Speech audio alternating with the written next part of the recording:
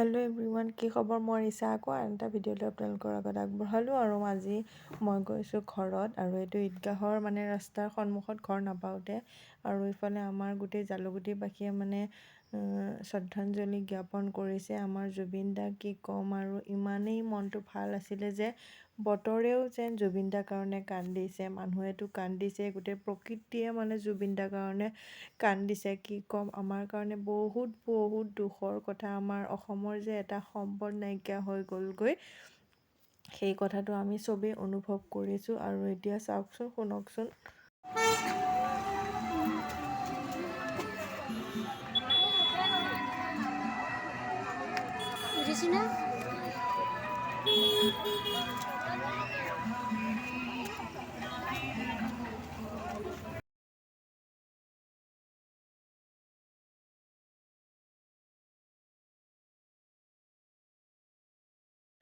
তাৰপিছত আমি এইখিনি চাই গ'লোঁ ঘৰত। ঘৰৰ পৰা আহি আৰু আকৌ আমাৰ ঘৰৰ ওচৰতে তিনিআলি এটা আছে, ইয়াতে আকৌ শ্ৰদ্ধাঞ্জলি জনাইছে।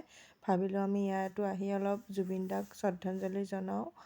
তাৰপিছত আমি ইয়াত আহিলোঁ। ইমানেই দুখ লাগিছে, কি ক'ম, জুবিন দাৰ যে ফটোখনত যে এনেকৈ মালা এডাল দিব, একদম সহ্য কৰিব নোৱাৰোঁ সঁচাকৈ। কি ক'ম। আৰু এইফালে মই ঘৰ আহি পালোঁ।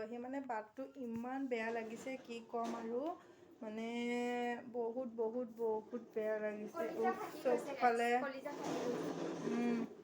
চবফালে একদম মোবাইলটো খুলিব নোৱাৰি, জুবিন দা, বাটতো আহিব নোৱাৰি। কোনোবাই টুমটুম লৈ গৈছে, জুবিন দাৰ গান, কোনোবা গাড়ীত গৈছে, জুবিন দাৰ গান, কোনোবা খোজকাঢ়ি গৈছে, মোবাইলত জুবিন দাৰ গান। কি ক'ম, আৰু ভবা নাছিলোঁ এনেকুৱা এটা হ'ব বুলি। কিন্তু কি কৰিম এতিয়া, আমি বিশ্বাস কৰিব নোৱাৰা কথা এটা আমি এতিয়া বিশ্বাস কৰিব লাগিব। উপায় নাই, যিটো হৈ গ'ল, হয় নহয় কওকচোন। কিন্তু জুবিন দা সদায় আমাৰ মাজত থাকিব। জুবিন দা আমি অমৰ কৰি ৰাখিম জুবিন দাক। জুবিন দা সদায় আমাৰ ইয়াত আছে, সদায় থাকিব। তাকে জুবিন দা যাতে আত্মা চিৰশান্তি লাভ কৰে, তাৰে কামনা কৰিছোঁ। নৰিচান,